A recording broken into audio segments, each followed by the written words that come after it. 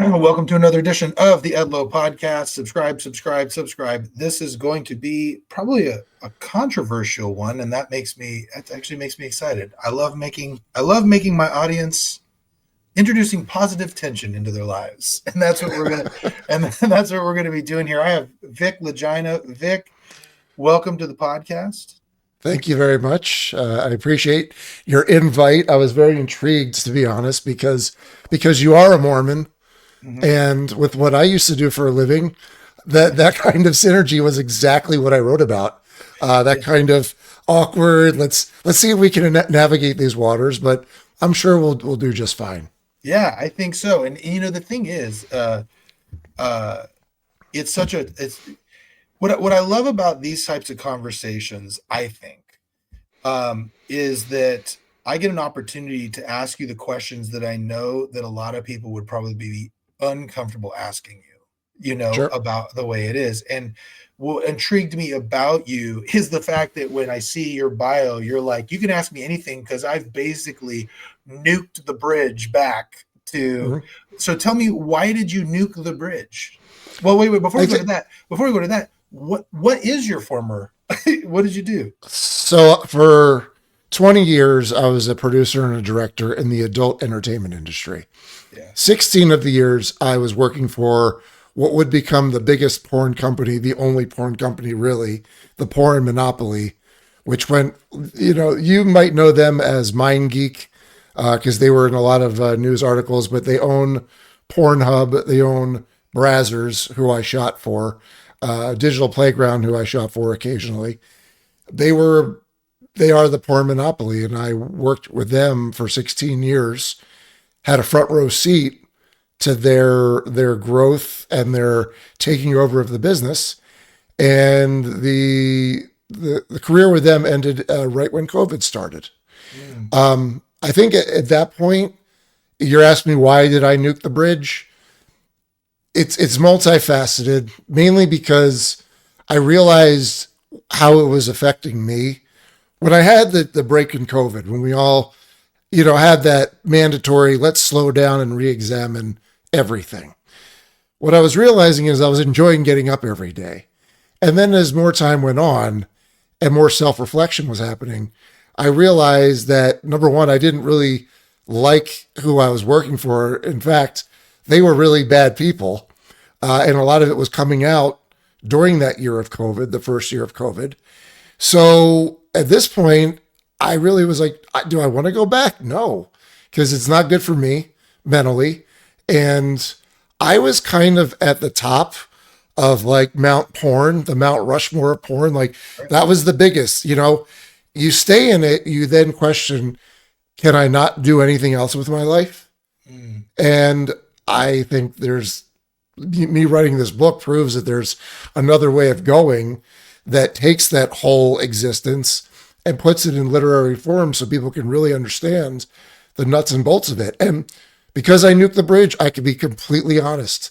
And I was brutally honest in the book. Yeah.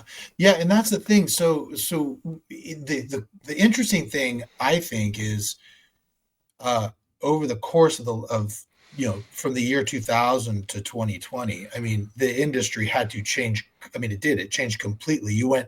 Probably in 2000, there was still like a few of the backroom VHS, like, the dark curtain that you didn't go back to, and people had the paper bags, that thing. And it was the kind of the beginning of internet porn, right? And then you've seen it kind of graduate all the way through.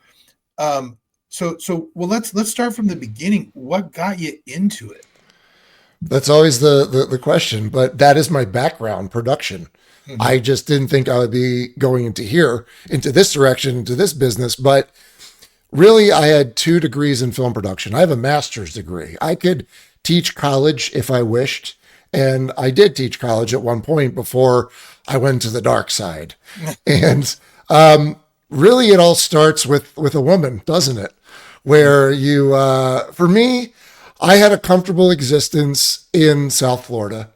Before that, I graduated from Syracuse University. They have a really good communication school. went down to Florida to thaw out from Syracuse and was really working in corporate and commercial production.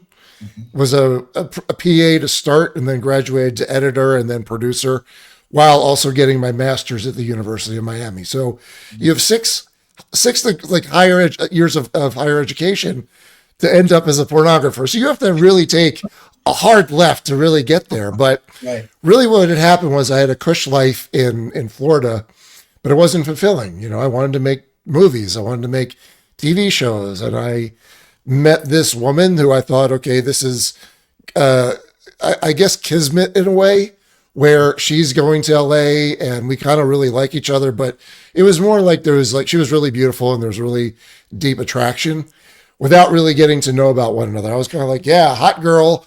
I'm going to move in with her in LA and let's see how this goes. And it was, I'd say our almost 3 years in LA. It was basically the story of when everyone gets chewed up and spit out and getting into debt, which was what my whole problem was. I was funding my dream on credit cards and there really wasn't any kind of work coming in.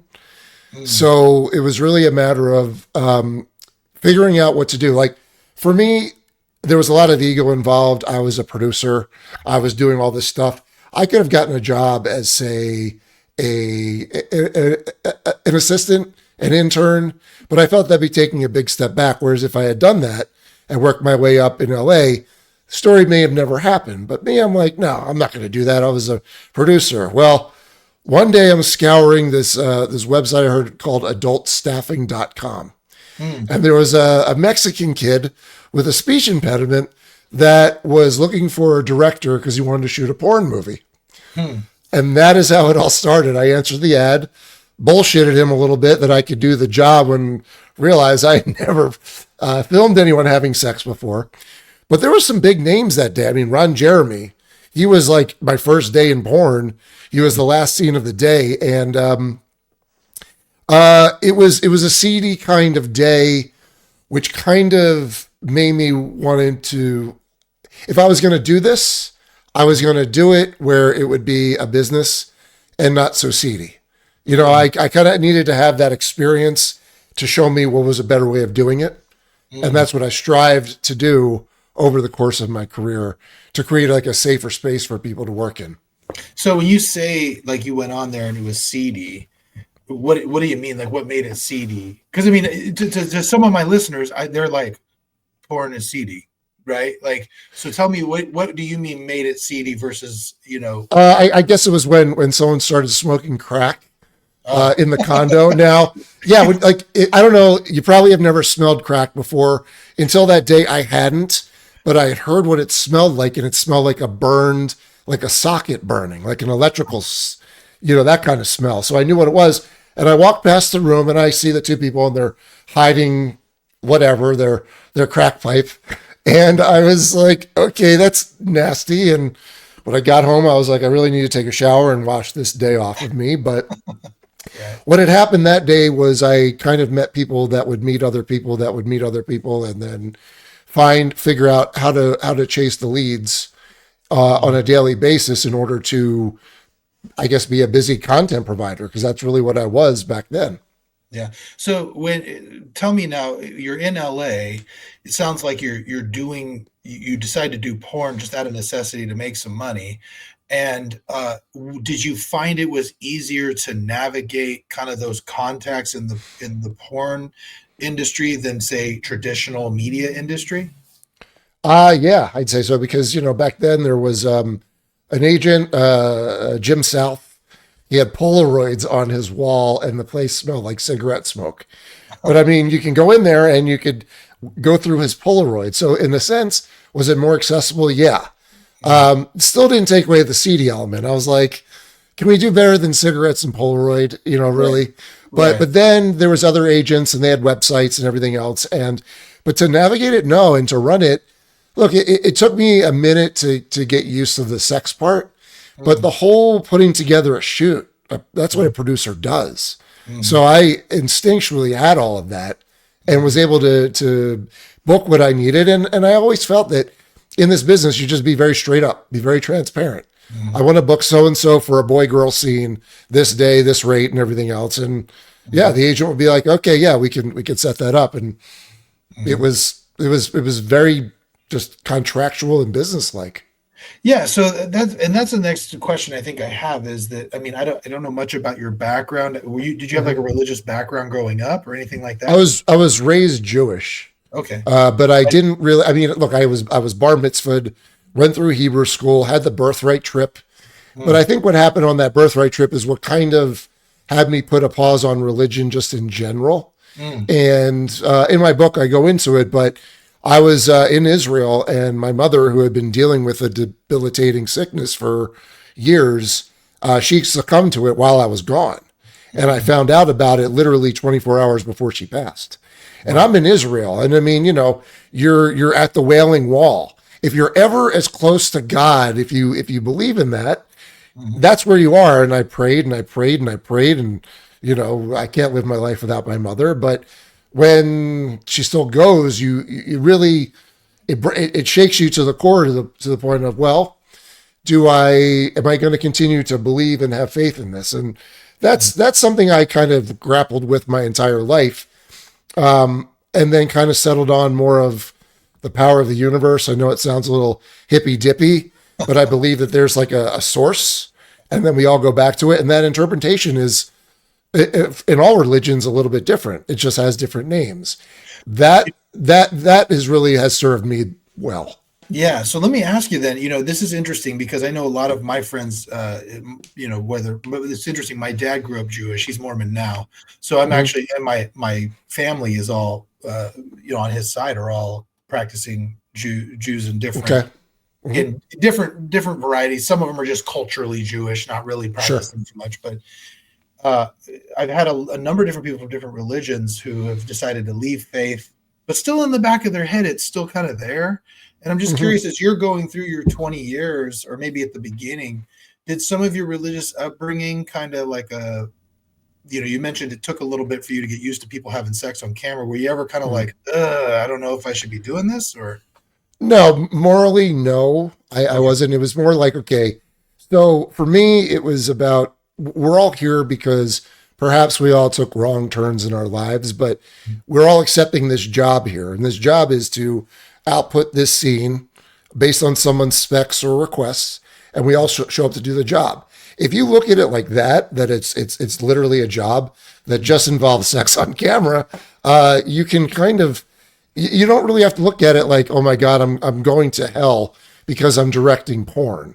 For my father, in the very beginning, he just said, look, because he knew that, finding work was tough.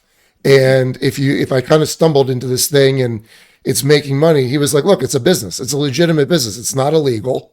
The only thing he said was, he's like, I just don't want to see you in the movies. That's what he said. And I'm like, right. Well, fair enough, Dad.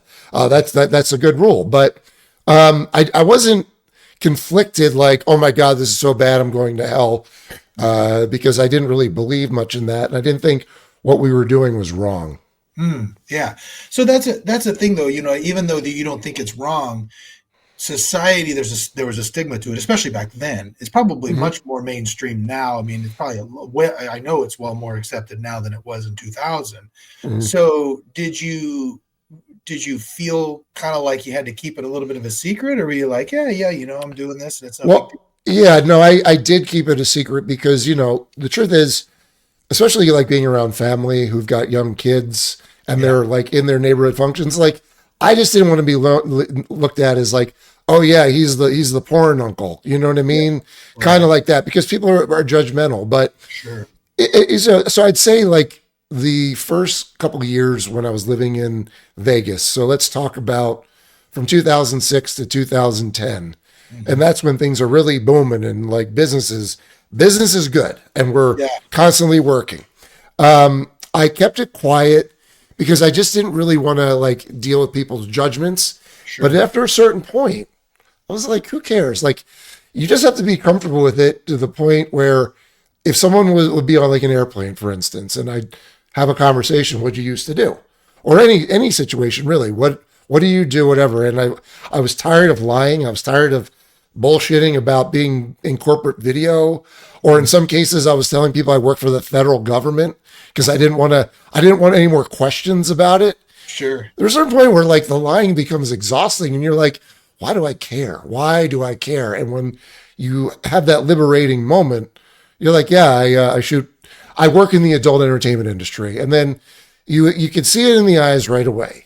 Yeah. Either they're like, whoa, I've got so many questions, or, oh, and then they kind of just turn to themselves and it's like, I don't want to talk to you anyway. That's cool. But the people I found that there were more people interested over time, rather than it being like this awful thing. For me, it was more like, I just didn't want to, when there's kids involved, to really be looked at like, that you feel like you have to keep your kids away from me because of what I do for a living, because I'm directing people of age of consent.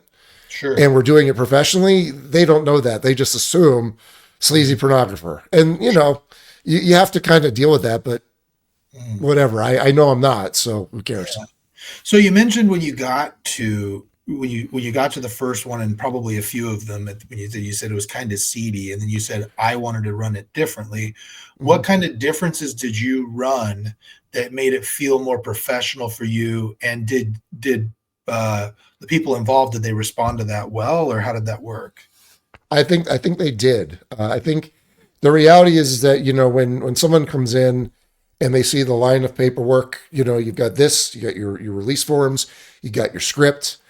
And then you gave all the information in email well before the shoot, and you're nice and you're courteous and you're saying, we're going to have a good day. And you give them a check at the end of the day that doesn't bounce. That's a professional day that is not the norm, or it was not the norm for a while for other people. Like a lot of times the porn industry attracts a certain type where they're in it because they want to get close to the element. Me, I just found myself in this situation after I met the guys that would become brazzers, that there's something big here. And if I just keep running with it, who knows how far we can go. But the reality is once people saw how I operated, and it was just methodical, let's get it done, kind of like, let's keep the day moving. Let's make sure everyone's cool. Let's make sure everyone has their wits about them. They want to be here. They're happy to be here. And sometimes, in the very beginning of Vegas, girls would be making double what they would be making in LA in less time it took for them to fly here and back, because LA, you could be on the set for 15, 16 hours. Me, I'm knocking out one scene in the morning, one scene in the afternoon, back to LA. And that kind of, that word got around quick. Like, you hear about this dude in Vegas who he's like, you get double your money and the days are easy, and people talk. And so it blew up. It really blew up. So going back to that, what it was like when you got there, was there you said it wasn't the norm. Was it a lot of situations where people would get there and it would be a different shoot than they thought, or they weren't getting paid the right way, or they were going to kind of these places that were kind of, like you said, like kind of seedy? I mean, was it kind of almost, it sounds almost like if you're getting into the industry back when you get into it, then it's almost like it can be kind of dangerous. You know what I mean? I mean, it kind of was like, I don't know. I mean, look, the reality is that when I was in Florida, when the career was starting to take off, the reason why I moved to Vegas and not LA, where the bulk of the industry was Florida just kind of had really some, I would just call them amateurish. Like, they weren't well known. They weren't performers. I'm sorry. My dogs are just having a little fun back there. But, when I got to LA and I started dealing with the actual professionals from LA, it was a lot smoother, and we were able to deliver a lot of things. The problems always seemed to happen in the beginning when I didn't have adequate money for good male talent, and they couldn't keep an erection.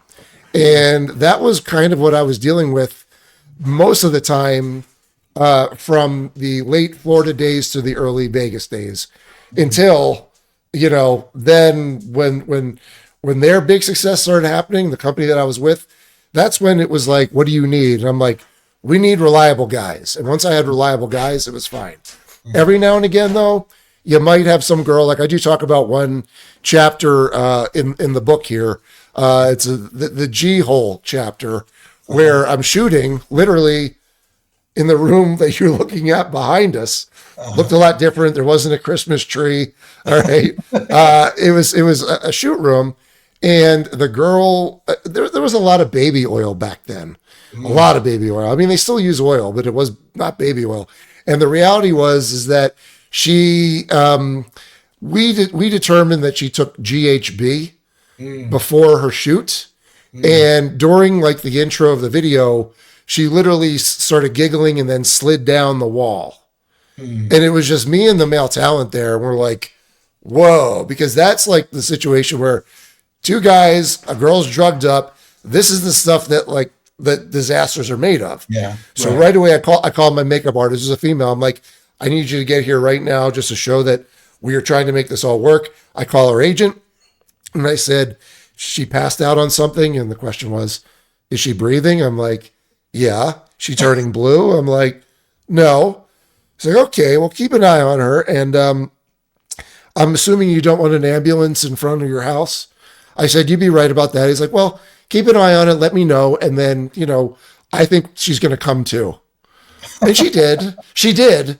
But like, that was like the moment where you're like, okay, we have to at least say in bold-faced font, no drugs at all, or else the shoot is over. Right. And as the company started getting a little more clout, people were more apt to stay in line if they had certain proclivities, shall we say, like alcohol or prescription drugs, both which are legal, by the way, oddly enough, But that was really the time when things go sideways, when they went sideways. Yeah. So it sounds like, and you correct me if I'm wrong, in a lot of places before you're working, almost a norm that maybe not a norm, but common that people would show up, high, drunk to do these things. But as you get involved with brazzers and they're getting to be more of a corporate entity, and people are seeing that it's more of a professional situation, people then wanted to work there and wanted to keep in line. Is that kind of more the way it worked? Yeah, that was the way it worked. But I mean, you still had your train wrecks. And I used to say, the bigger the train wreck, the bigger the star, because basically one of them, and I mean, she's no longer alive, but Shyla Stiles was very popular. And everyone knew that she like had a drinking problem and that she could get belligerent at times.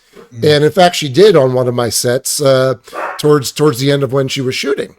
But the reality is that she was popular, so they kind of turned their heads a little bit and they ignored it. So from my end, it was like, okay, well, maybe let's figure out if we can get her in a window where we know she's sober and she's not going to derail. But that would mean you'll be shooting her for maybe you'd have to get her done within 5-6 hours before that time, before she would sneak it somewhere or, start getting, I don't know, I don't say she ever get the shakes, but, figure out way to get her next drink.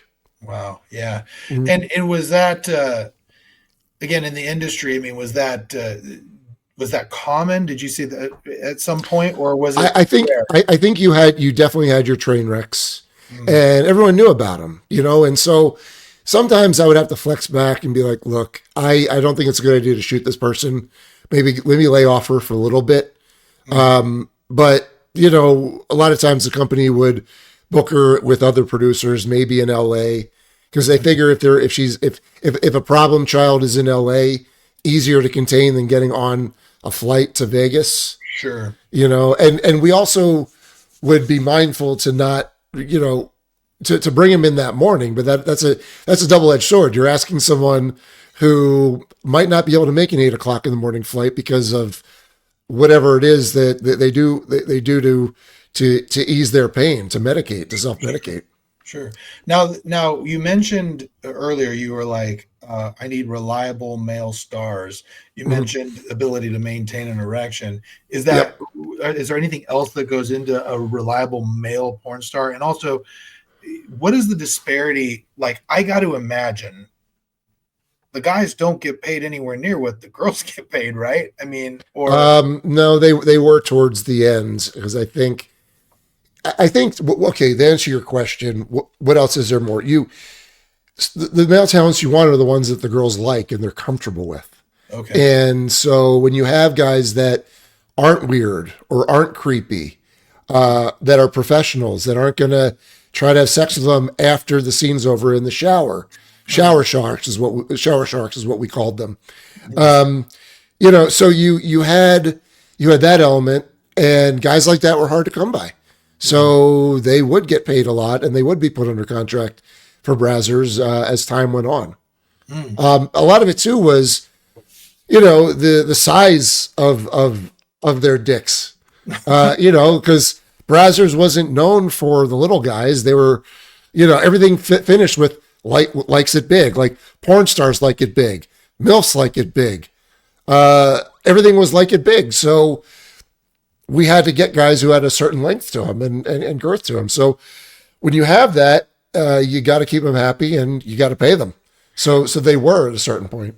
so okay, maybe you can explain this to me because this is something that I've heard about porn that I don't understand. So I mean, it's a large percent, almost the vast majority of the people watching are men, right? Mhm. And I would imagine straight men. Why do they care about the size of the guy? You know what? I don't know. But here's the thing. I mean, I gotta imagine it's So, easier to shoot things if they're bigger, right? of course, because But I mean, you as can far as actually, you can actually see the penetration as sure, opposed to someone who's a little bit shorter and it's like there's not there. I think I can't explain the whys of it. I could tell you what I used to see in the member comments when a scene was released, like, not this guy. He's got a little dick. And I mean, it was like critiques of these dudes, and you're like, all right, got to listen to the members. Like they would get flamed if the members didn't like them. yeah, So why I don't know, but it's true. There were certain guys that I think were Johnny Sins, for instance. He's a guy. I mean, I probably created most of the memes that are out there of him over the years with all the shoots, but he was one that the girls loved to work with. And so, muscular, bald, big blue eyes, not creepy. It was, he seemed to be Teflon when it came to girls love him, members love him. So that was why we used him a lot. interesting. What? So you mentioned creepy factor and wanting to have sex with him in the shower, but like, was there just? I mean, was this? I guess let me back up and ask you this: like, did you find that people were actually the stars were actually like having fun having sex, or was it just like a job for them? Both. Okay, Both. You had the strict professionals that were there, makeup. I mean, they weren't. You did have some that were like completely ice cold, and it's not my job to get the guy hard. And she's absolutely right. I will agree with that. And then there was others that were professional. That were like, if I want to get out of here in a reasonable time, then I'm going to make this guy feel even more comfortable. And they make sure that he is, always there, rock hard. And then you would have like other performers where I know they would sneak off and, have a little fun. And I'm kind of like, all right, they're consensual adults, but I ideally would love to save it for the camera. that's Because, yeah. That's obviously my next question. Is it's like if you're banging all day, why? well, I think the other thing too is like, and I found out male talent like to edge themselves, which is get them really close because when it comes to the actual shoot, when it comes to the important shot of the day, the big one, when you're up, down, up, down, up, down, at the end result is bigger. And their ejaculate was more voluminous, as we could say. Okay. So Yeah. that was another that's actually another question. So you're shooting for 6, 7, 8 hours a day. How is it that or maybe not, but I mean like how often do like the guys have to be like, stop, I'm gonna go, give me a second, pour some cold water, and how do they stop themselves? It happens, and they would like So what would happen is they would like jump out, take their dick out, like smack it against the leg of the girl or like the pubic area of the girl. That's how I knew they needed a break. Or they would change out of position to something that didn't feel as good. But there were techniques. I mean, I had to tell people try different things, like do complicated math problems in your head, because it doesn't matter. Like you could say, what is 6,582 times 85? And then you start thinking about it, the answer doesn't matter. Just think about it, like doing the long math of it, and you're not focusing on the beautiful woman that probably feels really good right in front of you. Interesting. Now, the women.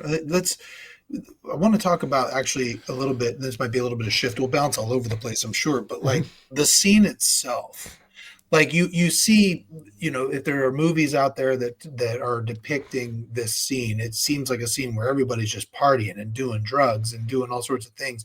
Was that accurate, or is the scene kind of more, you view it more professionally, or how would you view it?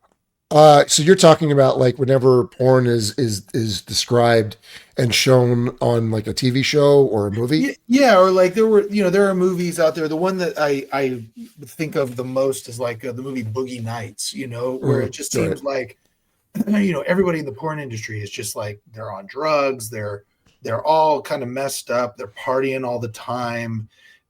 Is that Was that your experience in the porn industry, or was it more Um, professional? well, I think during the day when we're shooting, it's Mhm. professional. We're not blowing lines and then working and doing all that stuff. We're Sure. we're, we're not serving drinks and doing it because you have to deal with the compliance issue, which is making sure everyone is sober, especially when they sign releases, when they perform. Otherwise, that's a non-compliant scene. And the company was very big on compliance. They weren't so much with the tube sites because they were and still are pretty much unregulated.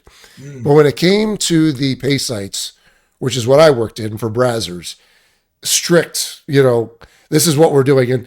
And they, as time went on, got more and more rigid, I'd say, with the screenings and making sure that everything was compliant. Because if the credit card companies didn't want to or felt that there was a scene that wasn't compliant, they wouldn't allow it to be on the network, and therefore they couldn't monetize it. So we had to be sure that everything was in line. But when it came to after the day is over and how you handle yourself in your own time, I mean, I was partying hard for a while there. Didn't start that way and it didn't finish that way. But the middle part, yeah, when the darkness of the industry was starting to affect me, I just didn't really know it. That was when I was hitting the powders and the booze and everything else a little bit harder. Cocaine was the one that oddly sunk its claws into me, which I didn't do coke. I lived in Miami and I didn't do coke. That should tell you something. But Yeah. but when it came to Vegas and after I got out of my engagement, which is detailed thoroughly in my book, that was an exhausting relationship that affected my family. It affected me. It was the one relationship that it kind of sets the stage for all the relationships in the future, where you say, I'm not going to ever go back to that much toxicity ever again. But because all that happened, that's when the cocaine started. And I was going pretty hard for a good 4 years, I would say, on the cocaine train Wow. until it eventually started tapering off. Oddly, around when I started writing the book, because I was reflecting on, okay, if you keep doing this, you're not going to make it out alive. Mm. And Yeah. so it didn't vanish, but it dropped a lot, and it got to the point where once I was done with the industry, I didn't need it anymore. Whereas before, it was a way to numb myself and not feel all of the negative energy around me, and also to be able to get ready for the work the next day because we had a lot of work to do, Yeah. a lot of scenes. We were really busy. So the negative energy and the darkness of the industry, describe what you mean by that. Well, it really sank in when I was writing the book because, my trajectory from start to finish, it's a bit of a train wreck, but I liken it to a plane that's in the air, but like the engines are on fire. Sure. And I was able to actually land that plane and save everyone, including myself. But when, writing the book, I didn't know if that part would sustain a reader. So I started writing about other things. And I started writing about the people who I knew that died. Mm. And when I was researching their obituaries so I can write it effectively, that's when you realize, oh, wow, I didn't even realize how much pain she was in. Mm. And when you look at the body count of how many people have died in porn, it's up there. I mean, we're in the several dozens now. Overdoses, suicides. We started off the year with 2 off the bat, and it's slowed down a little bit. So I'm hoping that maybe that means the porn industry is trying to take care of their own. But I think what happens is that people, once they're gone or once they're out of it, perhaps the loneliness really sinks in, and they find a way to escape. Yeah. Do you think it's interesting because I'm involved a bit in pro wrestling, which is another interesting industry, kind of on the fringe in a different way. And it does seem to appeal to a certain kind of person. And also when you get into it and you're really in it, in the wrestling business, there tends to be a lot of partying. At least there used to be a lot of partying, a lot of drug use, a lot of stuff. And I often wonder, does the business attract a certain kind of person that does that, or does the business make them like that? What do you think with regard to porn? I don't. So let's just look at myself as a case study here. Before entering, did I smoke weed? Yeah. Did I drink? Yeah. What was it hard? Was it to cope? Maybe not so much. It wasn't until really getting in porn was I starting to turn up the volume on the substances I was doing and the frequency of which they were doing. And then you also see, and sometimes it happens when, a girl in the industry gets involved with the wrong guy and then they become addicts of something. So there's a lot of that happening, but I don't want to say that's an absolute because, you have people who don't need any of that. And maybe sex is their drug in some ways where that's how they get off.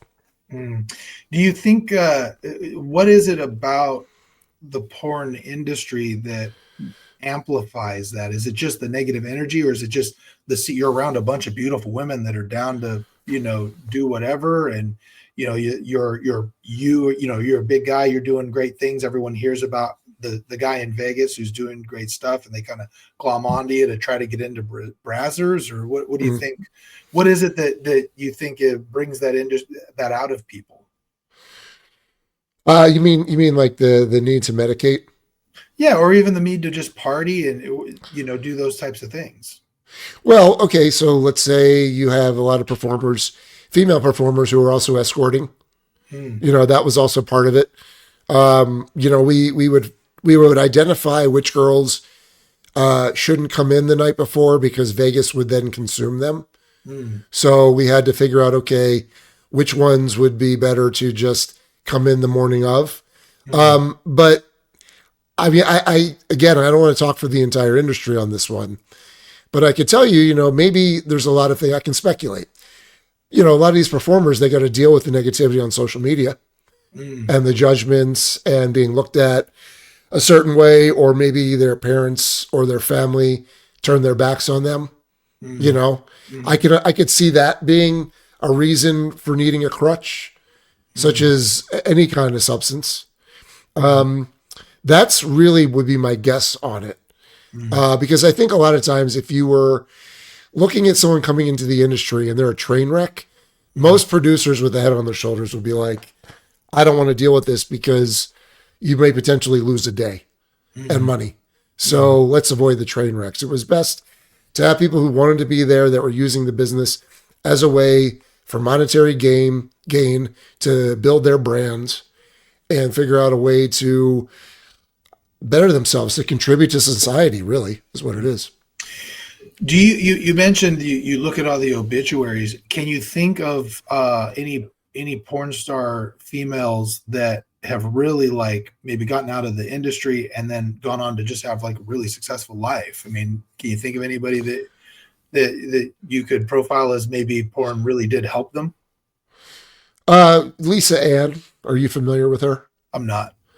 Okay, so she was big. Well, she started in the I want to say 90s, in when you're dealing with the studios and the movies and the features, and she was in the business for a while. Now she's doing a lot of stuff in New York City with Sirius XM, a lot of mainstream talk shows and broadcasting. So I would point at her and say she's done well. Kendra Lust is another one, another MILF performer. Okay. She seems to have done well as well. I mean, it helps propel them. The question is whether or not they ever go back to being active and continuing shooting for their OnlyFans. As far as I know, Lisa isn't. I don't know about Kendra, but there are some that have actually gone on to be successful beyond porn. Now, you brought up something really interesting, and perhaps you can. I don't know if there's a prototypical kind of profile of a female porn star, but if you were to say, this is the story, is there some sort of story of somebody like who typically would be someone who would get into porn? I mean, I guess if you're asking me, did I see patterns in certain women's? So I would say when I would hang out with girls on our personal time, because I tried dating outside of the industry and it went sideways in so many different ways. And I think, when I would go out with someone who was, let's say, a civilian, we called them, Right. They would have a lot of questions. There was a lot of intrigue. But when it came to actually dating, it was a little too much for them. And I can understand that, with someone a woman with a good head on their shoulders, why would they date a pornographer that is around young women all the time we're having sex? I mean, I get it. So I tried, sometimes dating within the industry, got engaged to someone who was in the industry for 6 weeks, and that was a complete disaster shit show, which I talk about in my book. And then I dated someone who was in the industry, but then she got out. And that was like, compared to my other relationships, not as toxic.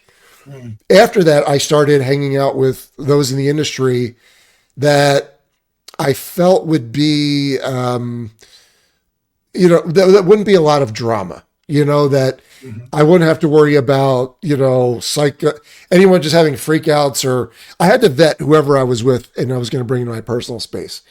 But to answer your question, what was I seeing that was familiar, or trends?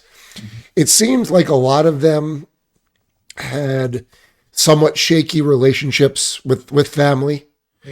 I did tend to see that there was, I don't want to say typically, but daddy issues. But again, I was dating women in their 20s and I was like in my late 30s or 40s. So, the only time you're really going to get someone who's that young is because they're looking for a father figure in some way. Sure. So I saw some of that. But a lot of it, I think, was really just a way of making money without having to grind a normal 9-to-5 kind of job. That's really who the industry attracted.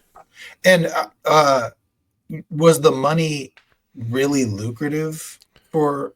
I mean, I'm sure that there are like kind of like like you go back to pro wrestling. There are some guys who make it to the WWE and they're the top guys. They're making tons of money, but that's not everybody, right? Is that? I mean, do you see that like people were making a lot more than a 9-to-5 doing it?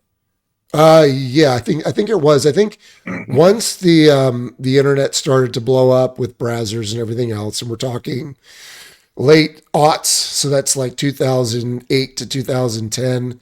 Now, mind you, we have a shitty economy around that time. But the guys that I was working for were like the fat cats at the strip club that were like making it rain to everyone because they owned everything and it was making a lot of money. So I know what I was paying these women back then. And then I think what started happening was after that, the performer platform started emerging and they were able to start making more money off of their brand. You know, they would shoot some company porn, make some money.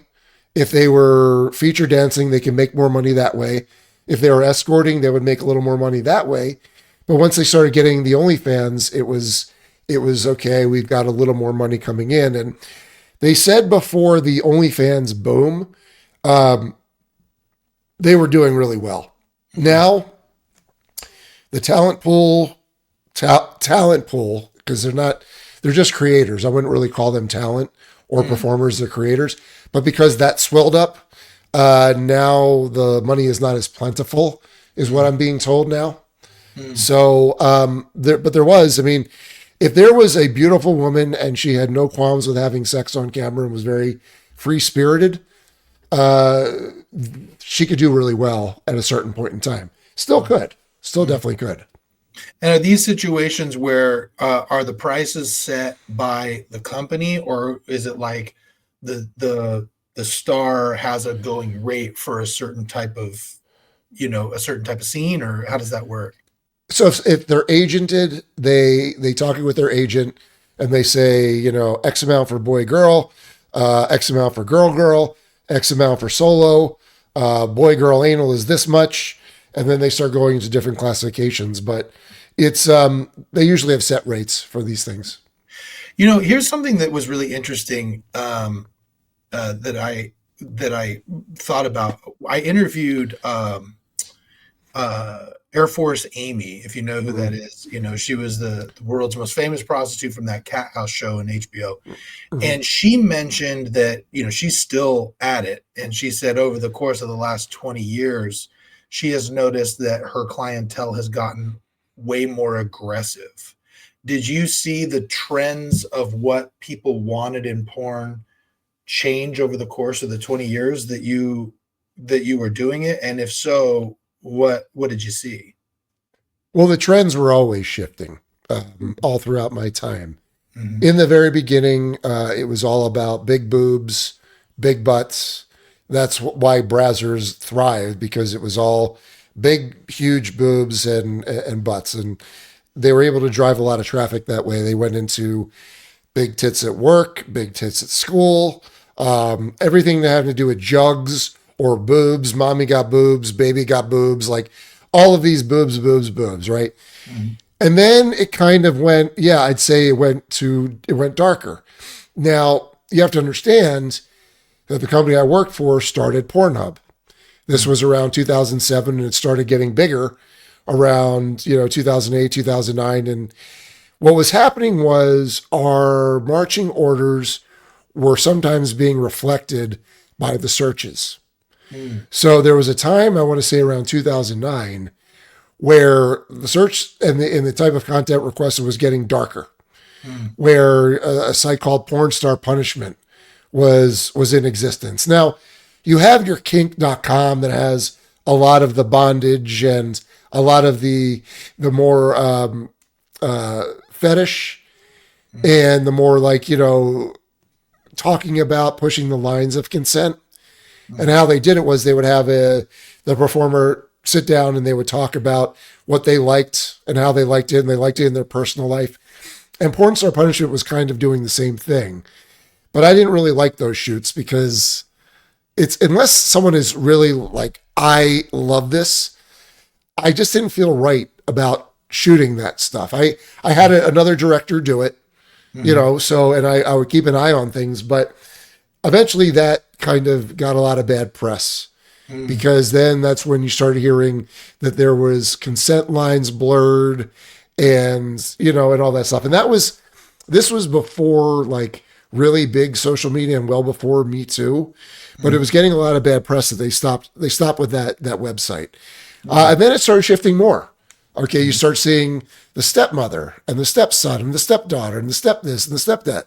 That was the other one where you would have female performers being like, this is weird and creepy, but this is what was being requested. And then the squirting, squirting was big. It always seemed to be something else. Now this is hot, and trends always change throughout the time we were shooting. Wow. And so, when trends, you mentioned one, like the trend of the stuff that was kind of blurring the lines of consent. Did you ever voice any like, hey, maybe we don't want to do that? Yeah, I talk about it in the book. There was the first request they had before the whole concept evolved into porn star punishment was a website that they were going to call Shame on Her. And it was basically, they were like, okay. And they sent me this document. I have this document over here, still printed out. Like everything I've ever received from them, any kind of communication in time of porn is all saved. It's all on old laptops. Just because, if there's ever a time where I have to prove what I'm saying is true, I've got to dig into my archives, which I can. But this Shame on Her was their attempt to get the really nefarious type of content in a compliant form in the way of releases and consent, video consent, where they're trying to like say, okay, this is just a performance. I saw this one and I was like, no, I'm not doing this one. Like this is flat out rape. You're just trying to wrap it up in a different kind of a package. And I don't want to do this because that's not the reputation that I want. So I kicked that one back. We settled on porn star punishment, and it lasted maybe about 1.5 2 years. Sometimes you had girls who were like, book me for porn star punishment. I love it. Others were like, yeah, you could tell they were just kind of phoning it in, the performance, but there was a lot of that. But you have to understand, like, this was the stuff that was proliferating on Pornhub at the time. We just didn't know it. And there's a really good book that you should read that I have here. This one. Have you heard of it? And have you heard of her? No, I haven't. Take down a Pornhub? Yes.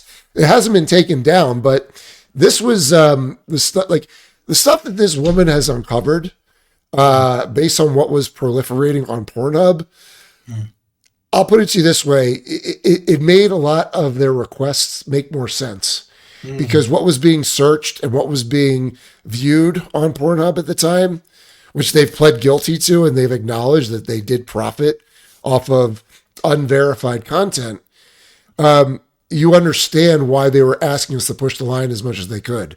Because they were trying to get content that was, if it was that they thought might eventually be suspect, they at least have ones where performers signed releases and had IDs and did all the documentation.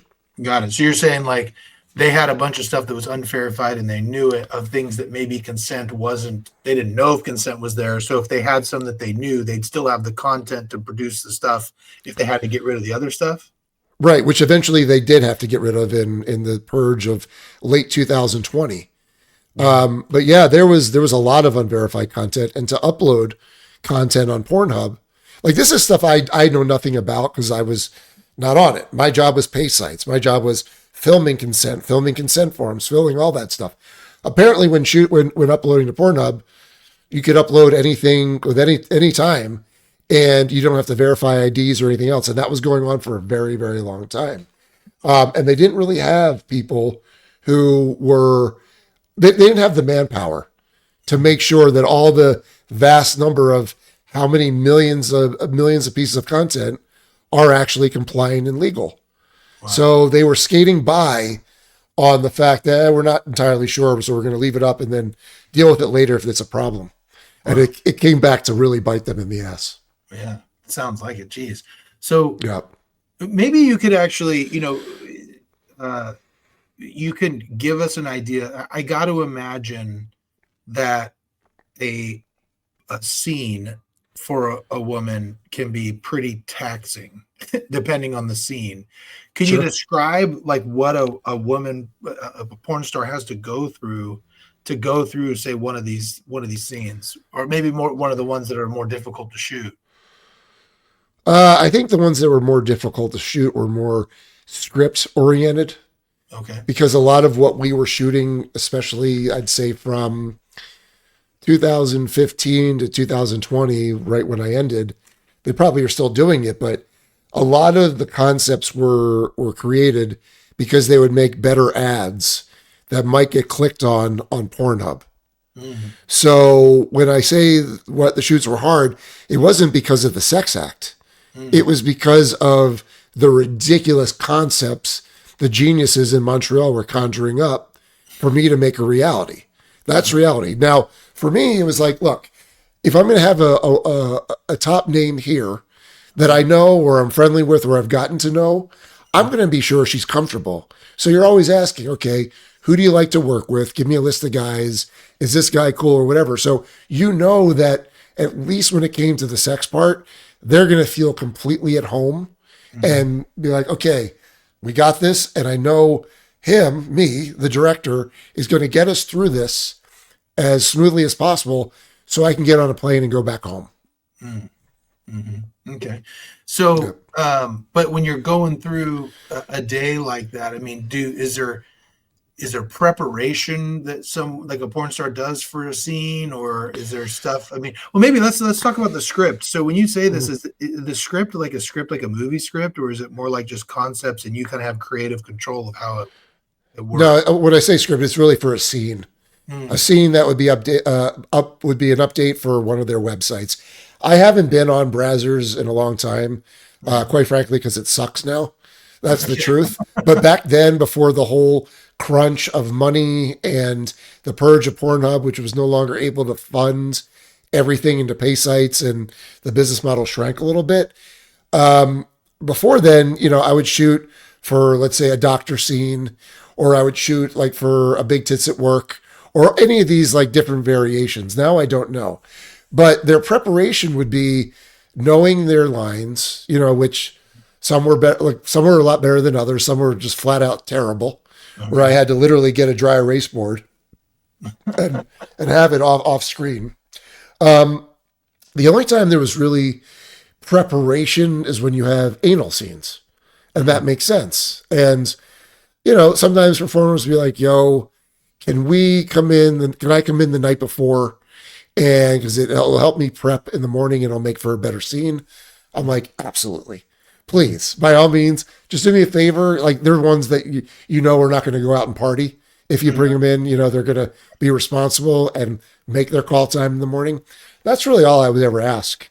And if they were to do that for me, I'd make sure the rest of the day was smooth, despite what was being asked of us from the head office concept-wise. Okay. Now, were there ever times, I mean, and I'm asking about the industry as a whole, where like a woman might get there expecting a certain scene, and then the site or the director or whoever it is that's funding it wanted something different, and they felt kind of pressured to do something different? Or I'm not saying I'm just saying, is that something that happens in the industry? I've heard of that. Sure. I've heard. So girls would, when you're filling out their paperwork or whatever, they would spill the beans. Sometimes they would gossip. And I would hear stories about other things going on in LA or with other producers. And all I could do was just shake my head. I'm like, well, you don't have to worry about that here. But yeah, I mean, sometimes there was some bait and switches. But sometimes, there would be a situation where someone came and they weren't aware of something. And they're like, I can't really do this for this reason. And so we were like, okay, let's figure out how we can get this done so those asking are getting the content that they're requesting.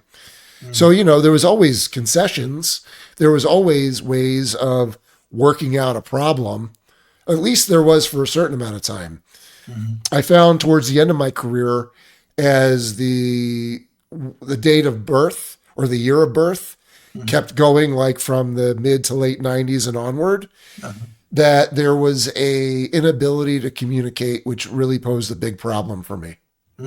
What do you mean? Like, what was the problem with the communication? Like, they couldn't verbally talk to you, or what do you mean? They just didn't know how to verbalize it. They felt sometimes that they couldn't speak up during the scene, which is like, listen, if you're a performer in the porn industry, there's certain words you need to know. Cut, stop, no. Any of those that you say right away, my protocol will be, all right, stop. What's going on? Are you okay? Do you need any of that? Do you need anything? when it was getting to the point where they would not say anything during an entire scene, Mm-hmm. and then you would find out that there was a big problem days after, you start getting to the point where was the breakdown in communication? What Mm-hmm. had happened? And there was even times where I was literally talking to one of the performers who she was probably 21, maybe 22. The scene was just not going well because she wasn't, she in that particular scenario, it was called hot and mean. Two Mm-hmm. girls, one's hot, one's got to be more aggressive. Mm-hmm. And she was like, this is the script that I gave her the script. This is what this was the version that was assigned to her. She was the aggressor. She read it. She said she wanted to do it. Whereas the office wanted me to switch. They wanted to make the other girl hot, the other girl mean. And she's like, no, I read the script. This is what we're doing. I want to play this part. Like, okay, fine. No problem with it. But, and I even had the female talent. It was like, listen, saying to her, you can do whatever you want. You want to slap me, you can slap me. You want to choke me, you can choke me. Like get into it. Like this is a scene, this is a performance. And she was just freezing up. And I don't know. And when you get to that point, you're trying to figure, okay, well, what do we do here? Like you were adamant about playing this part. What's going on right now? And she couldn't really articulate why. So what we got the day done. Everyone got paid, but it was, in my opinion, just a scene. It was just another scene. It wasn't anything that you'd be like, wow, we actually accomplished good work today. Mm-hmm. Because there was that feeling a lot of times, like, wow, that was a fun day. Everyone had fun. Everyone had a smile on their face. They got paid. And we went home. Huh. So when you have a day like that, I mean, you just submit the stuff and go, yeah, I don't know what to tell you. Or did you ever have times where you sent content out and then they were like, ugh, not what we were hoping for? Yeah, but see, this is where it's funny. Like there was one girl that they requested, and she had gained, like, she was a big butt girl, and she had she did anal, she did all of these things. Mm-hmm. And they requested her, and I got the scene done and everything else. Mm-hmm. They get the content back, and they're yelling at me because she gained a lot of weight and I should not have shot her. Doesn't matter that the scene was exactly what they wanted to spec with everything. Here's the funny part. So they yelled at me, gave me a hard time, but they eventually released it, and it was a very, very popular scene.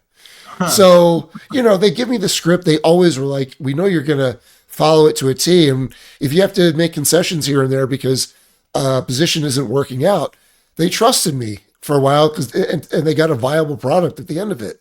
Mm-hmm. But, there was never a time where they were like, this is completely not what we wanted. And no, we want our money back. It wasn't like that.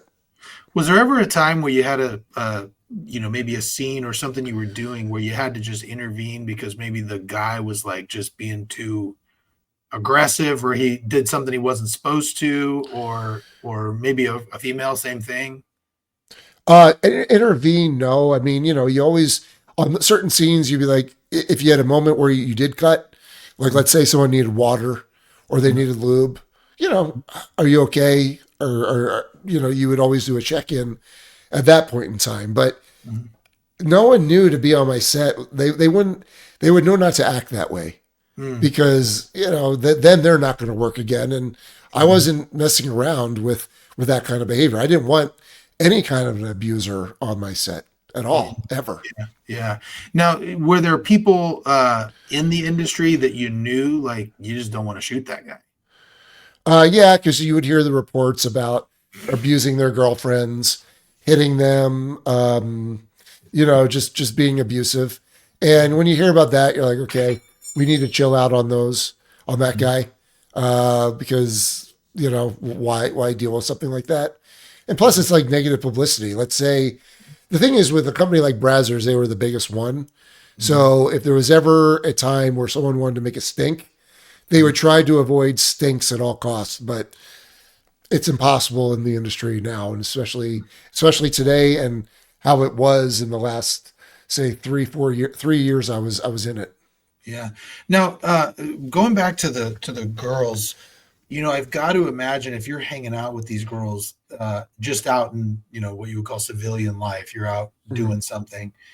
I got to imagine that those women are treated pretty poorly by, like if they're out at a club and they're just trying to have a good time with their friends and some guy finds out they're a porn star, probably don't treat them with a lot of respect sometimes. Does that make sense? Like, think, oh, they're a porn star, so you can do whatever you want to them, kind of thing. Um, I mean, you hear stories sometimes, but I think a lot of times the popular girls roll with like pretty big homies, so they've got protection.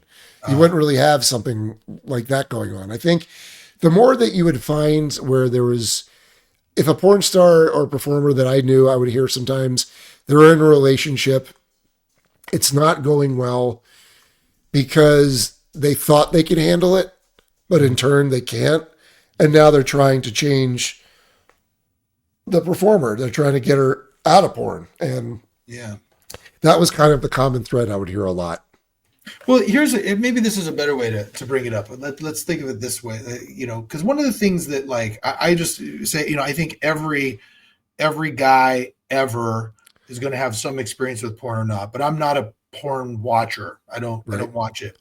And one of the things that that about pornography that I think I don't like is, it kind of distorts what intimacy should be in a relationship sometimes. So do you know of part of the issue of dealing with a civilian who's dating a porn star? Do the civilians think, oh, well, they do this all day on set, so they should be doing this for me too? And maybe the porn star wouldn't want to do that in a regular relationship. Does that make sense? Like, yeah, I think there's that too. I mean, sometimes, after a long day of having sex on camera, probably the last thing she would want to see is another penis. right. So there could be some deals with that. Like, she might just want to sit and watch some TV and eat some ice cream with their boyfriend, not, trying to paw them and have sex with them. I would hear that from time to time as well. But, when I would have my situations happening with some of the performers, like sometimes they were still in, like, I call it hooker mode, where they're just basically still saying the same stuff I had heard literally hours before sometimes. And you're like, can you just tone it down just a little bit? but they would have those moments as well. I think maybe in a lot of those instances with those girls, okay, I guess I can sort of thread these needles, because thinking back, a lot of them were escorts and sex workers on top of it, who probably had clients who really wanted that. Yeah. And so turn it on, turn it off. And maybe they thought that I was one of those kind of guys, where I really wasn't. I was more like, if we're in my time and you're in my space, I'm really trying to, at least treat you with respect, and at least try to get to know you, see what's going on. Sure. Because, I think at times there was, all right, let's see, maybe there was someone in the industry that I could work with, or we would have like matching personalities. When I say work with, like we mesh together. Yeah. But I think a lot of times there was attraction, mutual attraction, but after a certain point, it's like we really have nothing in common with one another. Yeah. Yeah. And that, that's, I got to imagine, like, that's, I mean, even in just regular relationships, like, I'm an attorney, right? And if you've never worked a professional job, super hard to relate to what I'm going through. I got to imagine someone who's never worked in the porn industry has no idea what you're dealing with all day. You know what I mean? And especially in an industry that does, they said you deal with a train wreck one day. You know what I mean? Like, that's got to be hard on you and your relationships. So for you, as you were doing it, was it hard for you when you would go to here and then go to civilian life to kind of turn it off?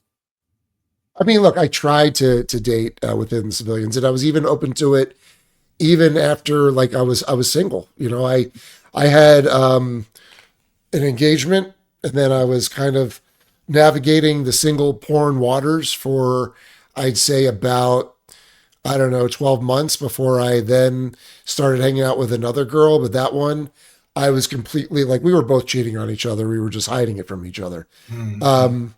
But, after that relationship was over, I was like, I think I need to just not be any kind of relationship, because being in the porn industry, I already kind of knew which way it was going to go, even though, all right, I'll go out on a date with a civilian, see if it goes anywhere. And usually within the first 2 seconds, I knew if it was going to go somewhere, if it wasn't.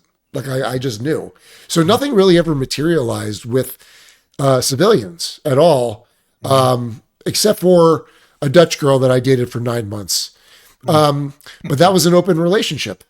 It was open because the reality was I didn't want to cheat on anyone again, but if I couldn't really look a woman in the eye and say like, look, okay, I'm going to be monogamous with you, even though this really hot porn star wants to have sex. Like, I'm going to do it, especially if it's like effortless. And that's really what was happening in the one relationship I had.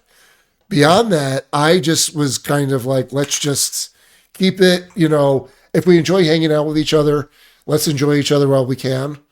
Otherwise, I was fine just being solo for a while. I'm not now. I have a girlfriend now, but Sure. but for a long time, I was a single guy. Going back to that, you said that a porn star wants to have sex with you and it's effortless. Was there something, and this is a chance for you to brag about yourself, was there something about you that made them want to have sex with you? Or was it just generally sometimes a porn star would just be down to do it, Well, see, girls that were just definitely down to do it, that was a turnoff because, I had one girl say to me, like, I mean, this girl did everything, and she was also like a very busy escort, right? And she looked at me and she's like, you know what, Vic, you're on my list. And I'm thinking, how do I get off that list? Because I don't want to be on that list because I would never go there because I'm not on that roster. Yeah. That is like an ick factor to it. Like if I was more about, getting notches in my belt, okay, but it wasn't about that. Like for me, the barometer was, is it going to cause me less stress and less problems if I just handle it myself? And if the answer is yes, I'm going to handle it myself. So when it came to like working every day, here's the thing. A lot of these girls are used to guys putting on like the moves and sweet talking and being someone aggressive. I'm not that guy at all. I'm all hang back, be nice, be considerate, be professional. Here you go. Here's everything. Smile and not try to have sex with them and not try to be weird about it. And then miraculously, what happens? Like, hey, can I give you my number? Yeah. Sure. I'd love to have your number. And when you know that they're interested, the pressure is off. Because for me, I never wanted to be in a situation where I see someone, I put on the moves, and I get flat out rejected. Like no one wants to get rejected. And I just would rather be the guy that doesn't hit on girls, that basically breaks the mold out of what a lot of men are and what a lot of men do that I hear like girls complain about. So I'm just not that at all. Yeah. It's interesting, especially with how old are you right now? I just turned 51. Oh, wow. Okay. So I'm 43. So we're still both considered, I would say, middle-aged at this point. Yes. But the interesting thing about women our age is I hear often that, from women, I just want someone who's going to be nice to me. You know what I mean? And I'm like, wow, bar is low. Yeah. Guys are making it pretty low for them. So that's interesting to think that like you just hanging back and not doing what every other guy did would kind of endear you to them. Found that that's interesting. Now, what do you think it is? Tell me the thought process. You're in a relationship, you're engaged or whatever, you're cheating on each other. What is it in you that's making you want to, I mean, is it just, she's a porn star, of course, or what is it that makes you, was there something inside of you, some sort of issue that you feel you were having that made you want to do those things? So, yeah. Okay. So there's a whole trajectory. I've had, I'd say 3 really bad relationships. And the one that was the porn star that was also a stripper, that was actually the most like balanced out of the 3, but it was full of dysfunction, right? But in the previous relationships, I mean, I was monogamous, all right? When it came to my engagement, this is why it all happened. I'm engaged. She used to be in the industry. hated the fact that she was in it. She felt like she made bad decisions, and it was one of those decisions that was haunting her. Mm, But now she's living with a guy who directs it every day. Like, what kind of daily reminder is that? And sure. this was in the time, like, so we're talking 2008 to 2010, where I had tried to date and it wasn't working. So I figured, okay, I have to make a lot of concessions because I'm in the porn industry. And so Mm, that means I'm going to have to deal with a lot of things that a normal guy wouldn't have to do. I don't believe that anymore, but I believed it for a while. And she was actually a very good manipulator and also a very good liar.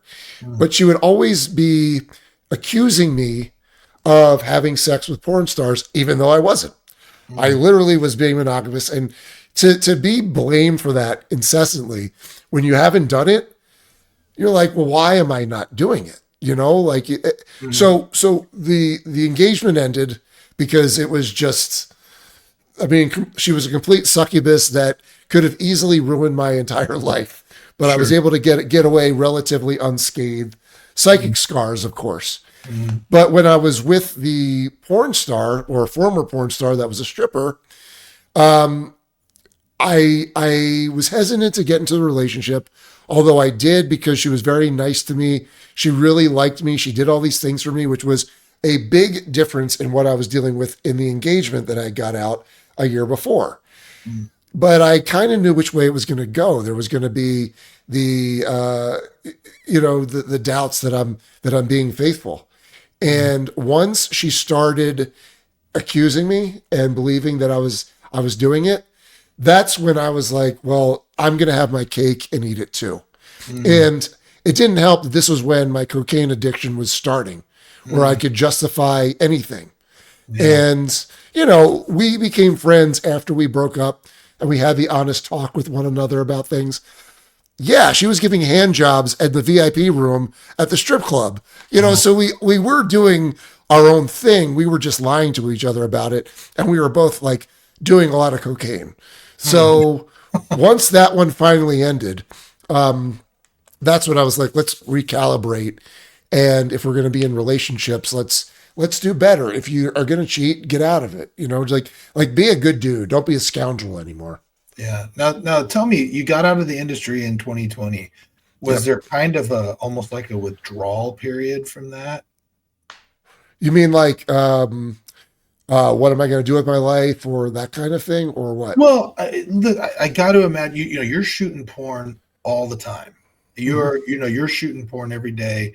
You're dealing with porn stars every day. You're around it all the time. And then I don't know how fast you stopped, but then to go from that to kind of a normal civilian life, was there kind of a like I think about the end of the movie Goodfellas, right, where Mhm. Ray Mhm. Liotta Mhm. is in the Yes. Yes. the witness protection program, and he's Yes. like, I Yep. used to have great spaghetti, now I have just ketchup and Right. noodles. Was there something like that for you? I think there was definitely an adjustment period Yeah. of okay, I'm no longer Vic Lagina Brazzers director and Mm, whatever kind of bullshit ego feed comes with saying something like that. mhm, Because think about it, who cares? Who cares? So what I had to do was yeah, there was it was also trying to figure out okay, what comes next mm, in my life. Because I think I realized when I was waking up happy every day mm, and I was realizing I didn't have to deal with this insanity anymore because I'll tell you, third ownership of the company, I mean, they really broke me. They mm, got me to the point where they made me hate my existence, even though mm, I was having a really good existence. So like COVID came at a very fortuitous time mm, where I needed the break. I just didn't know it. Uh, Not having the money that was as plentiful coming in every month, that took some adjusting, but I was smart about everything I did. And I was banking my money and I was investing my money.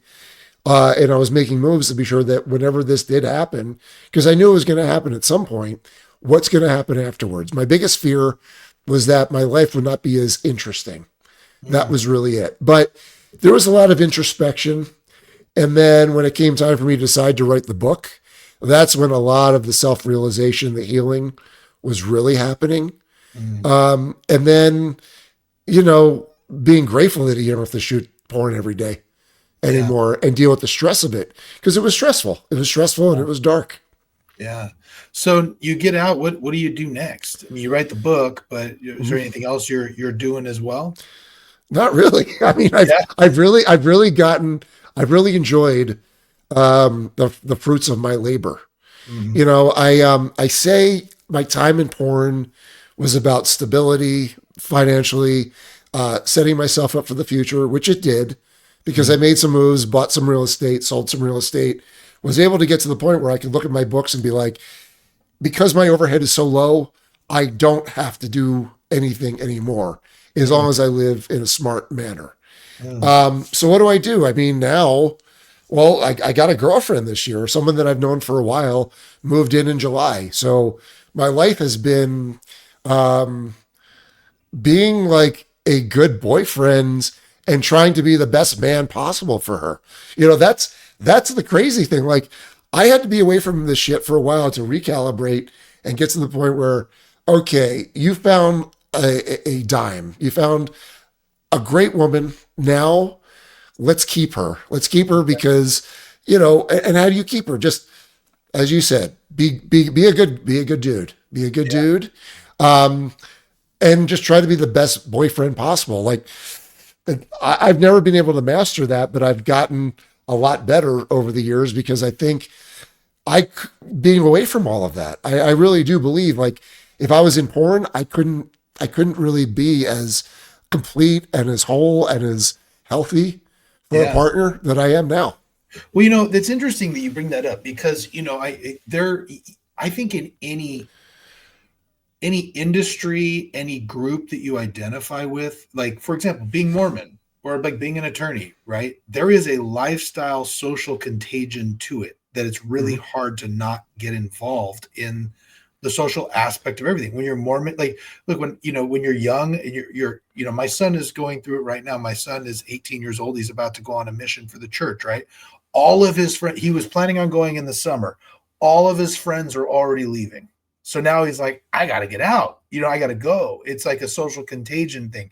He feels very much. I shouldn't say that because I know he feels very touched by God that that's what he needs to do, and I fully support it. But even coming back, a lot of the Mormon stereotype is they come home and they get married really quickly, and Mhm. they start having kids really fast and do it very young.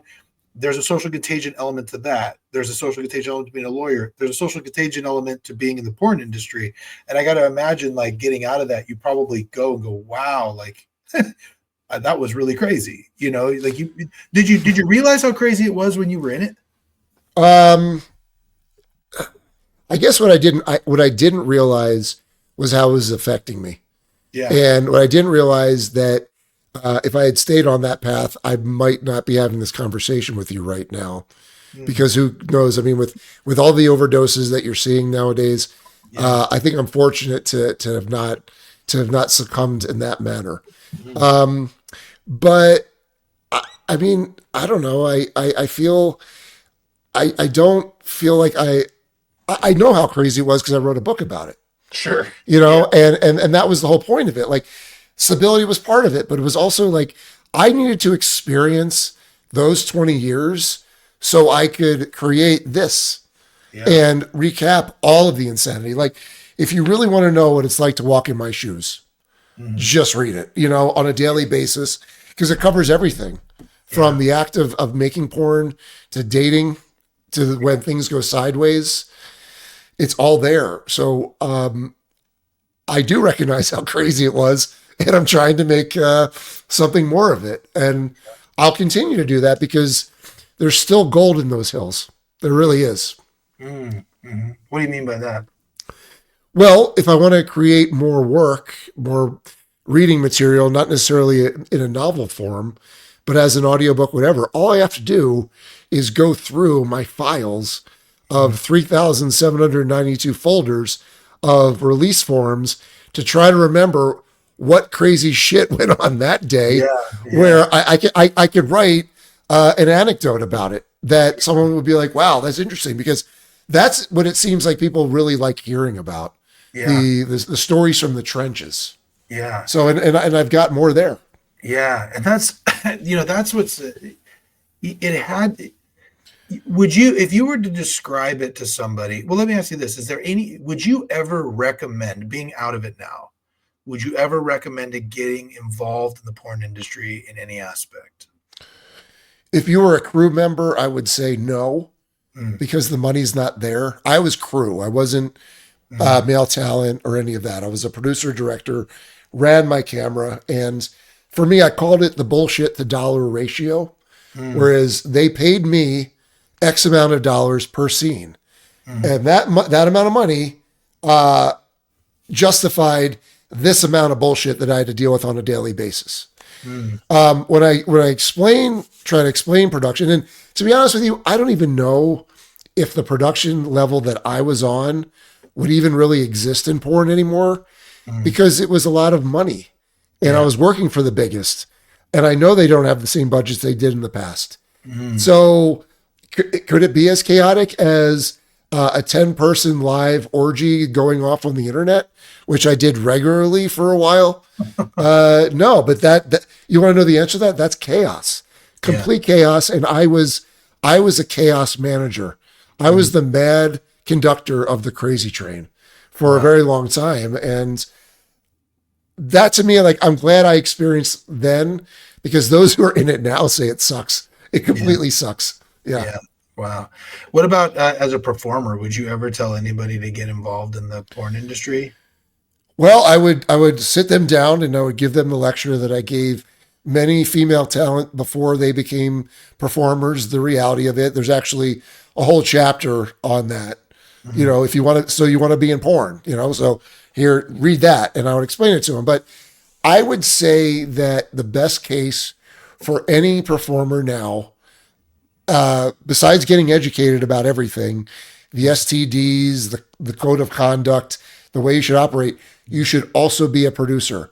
Be a producer slash performer, know how to manage your content, know how to monetize your content. And if you could do that and you can make it professionally on your own, I'd say do it. But if not, don't go into the system, the meat grinder studio porn system, because I don't see the means for it unless you really like sex and you want to do this. Like, that would be the only reason. But you got to be good at it because there's production dollars on the line. yeah. Yeah. I'm curious about the ratio of people who come out better or worse being involved in the porn, in the porn industry. Uh, yeah, I think for every success story you hear, there Mm, has to be dozens of failures. You yeah. know, Yeah. Wow. Well, listen, I have a few questions I ask everybody. I want to throw them out at you. And sure. the first question is given your history and your story, what would you say is your biggest success in life? Making out alive of this thing. Yeah. That I would say would be the biggest success. Like getting out of it and not dying or dealing with a severe addiction, Hmm. I say would be the success. The fact that I was able to walk away at age 40, was I 46, and Hmm. be financially stable enough to not have to work again, I would call that a success, because now I can enjoy life. Yeah. Whereas before, I can't say I was doing it. I found my pockets of fun, but Mhm. overall, I'm now, every day is awesome. Every day. So that's a You- success. So, the real quick question, what do you do now to inspire yourself? I find artists and whatnot, they always need to be inspired by something. What do you do? So I read a lot. I'm Mm, reading a lot. I'm getting better at the piano, mm, music. mm, That was something that I took up again during the pandemic. It just happened to stick this time. mm. Otherwise, I really like this publishing game, and I'm trying to crack it. Yeah. I think the reality is that when you create something that's good, Hmm. and I've gotten a lot of good feedback on the book, Hmm. on the audiobook and everything, it encourages people to reach out and express how the work affected them and how much they enjoyed it. And to be honest, I love it. I love hearing that, because I did put the time in. It was an Yeah. 8.5 year process from starting to write this thing to getting it finally released, Yeah. because a lot of it was the story wasn't over yet, but I wanted to be sure that once it was released, it was in a form that was up to my high standards, because I didn't want to release something. Yeah. Yeah, that makes sense. So the next question would be, what was your biggest failure and what did you learn from it? The biggest failure I'd say would be my relationships. Mm. Um, I think there was a certain point in time. So my whole thing was looks really preceded everything. And I mean, my girlfriend now is beautiful, but she's also awesome underneath everything. Right. But I kind of put beauty before anything else. Mm. And I was basically just swapping out one hot mess for the next one and the next one and the next one. My father, so, my father and my mother, they had a very healthy relationship before she died. Mm. And I wasn't around dysfunction, Mm. yet I chose dysfunction in my personal life. And I really had to figure out the whys of it. Maybe in some weird way, because everything was so normal, I needed to go a little crazy with the hot messes. Maybe. Mm. But those were my failures. But as part of the human condition, we're here to learn and we're here to do better. And once I really had that moment where I don't want to deal with this insanity anymore, that's when I started making better choices with who I spent time with and kept time Yeah. with. Yeah, that's great. I think, but a lot of people need to hear that. So, Yeah. um, so the last, well, actually, before I ask you the last question, here's something that just popped in my mind. To someone who is judging you or anyone who's involved in the porn industry, if there's somebody out there who's kind of flipping their nose at what you do and thinking whatever, religious or otherwise, what is something that you think they really need to understand the humanity of the people who are in the porn industry? Well, I first would ask, okay, because a lot of times they're closet porn freaks, and There's they a hate lot of that. those. Yeah, and they hate themselves for it, Uh-huh. which is why they're so judgmental. Mm. So I would ask him, okay, why? I would try to get to the understanding of why are they so judgmental. Psychology is very intriguing to me. I was a minor in psychology in college, Mm. so I always try to understand the dynamics of anything that's a little bit odd or out there or judgmental. Mm.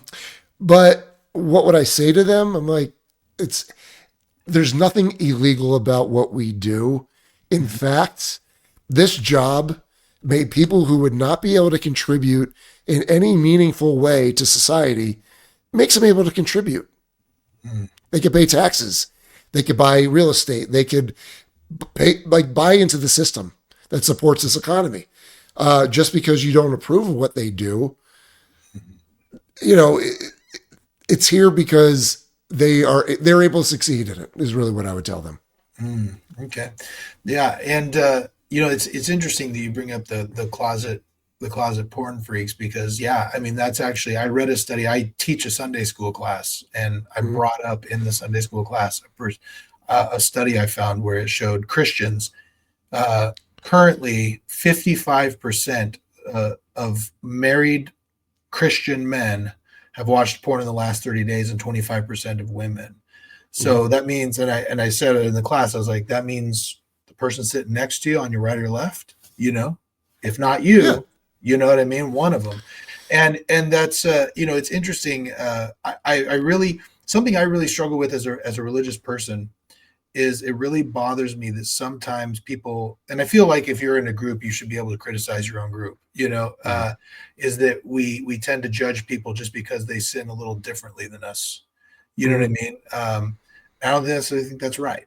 I think that just because I've never walked in Vic Lagina's shoes, Mhm. I've never walked in one of these porn stars' shoes. I don't know what it's like and what their life experience was. They're the only human like them that had their experiences. Mhm. Who am I to tell them that what they did was right or wrong? I'll let God decide that. So Right. yeah. Yeah. Now the last question I have for you.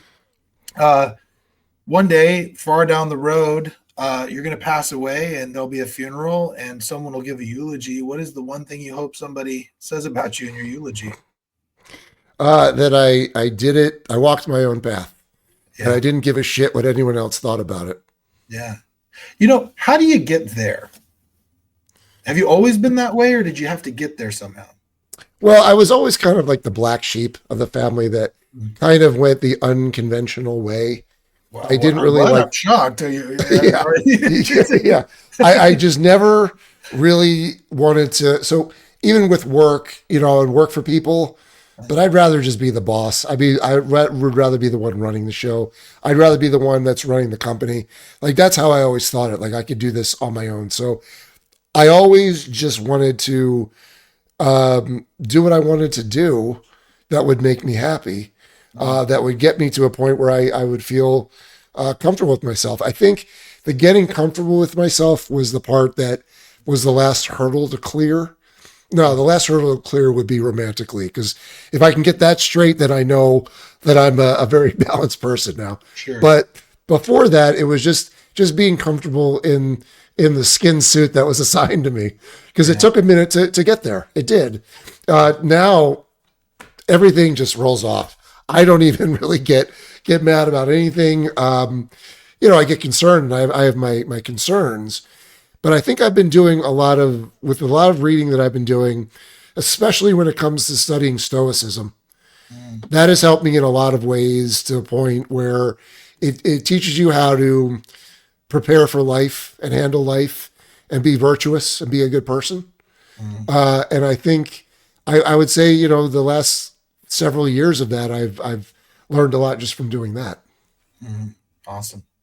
So where can people find you and find your book? So your book is Filthy, The Rise and Pending Death of Vic Lagina.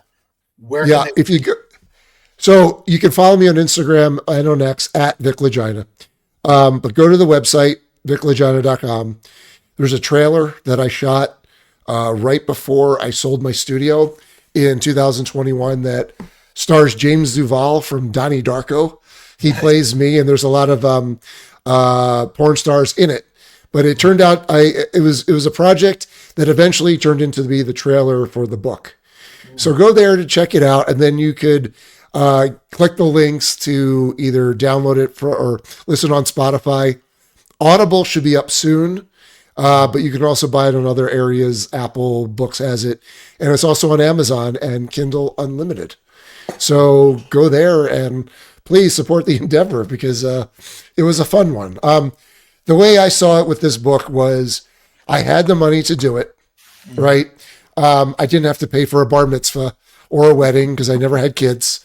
Right. So if there was something that I was going to put all of my hyper focus and my energy in, it's this. So one thing that people can say is this book doesn't lack a soul at all, because blood, sweat, tears, emotion, it's all there. So if you're curious, I would love for you to check it out. And then further, I would love to hear what you thought about it, good or bad.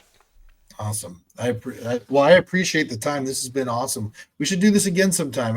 You're a really interesting person, and especially when you write the next one, we'll get you back on. So fascinating story. Be great. Yeah. Be great. Right. Well, thank you. And I appreciate it. And I would love to get to know you better. The thing about this was when you said you were Mormon, I was like, I have to talk to this guy because we come from different backgrounds. And if you showed interest and I showed interest, then isn't that what humanity is about, is to getting to know each other and not look about why we're different, but why we're the same? Well, and I think that was this podcast is the reason why I started the podcast. Just on a quick aside, I have a very eclectic group of friends just by my upbringing and my story. I'm Mormon, but I'm also a pro wrestler. I love hard rock music. I have a lot of friends in the LGBTQ community. Like I have friends who are Catholic, Jewish, Muslim, Mormon, and they're very compartmentalized. So it's like, I have this group of friends and this group of friends. If I could just get them to talk to each other, maybe they'd understand a little bit more about each other. So this is exactly why I would love the fact that I've got someone who's been in the porn industry who is going to be listening. My religious friends are going to be listening to this and maybe understand a little bit more about you and what the industry is, Well, that's great. I'm glad. And this is why I love podcasts. At first, I wasn't sure about it because you're like, the audience is so fragmented, but that's how you reach people little bit by bit by bit. And this is a grassroots endeavor. Yeah. This is me launching it on my own and promoting it on my own. So, people who really want to know, the book will fill in all the gaps. Awesome. Well, great. Well, for those of you who are listening, subscribe. We'll have more, and I'm sure we'll have Mr. Lagina back on at another date. So, Vic, it's been good to talk to you. You as well.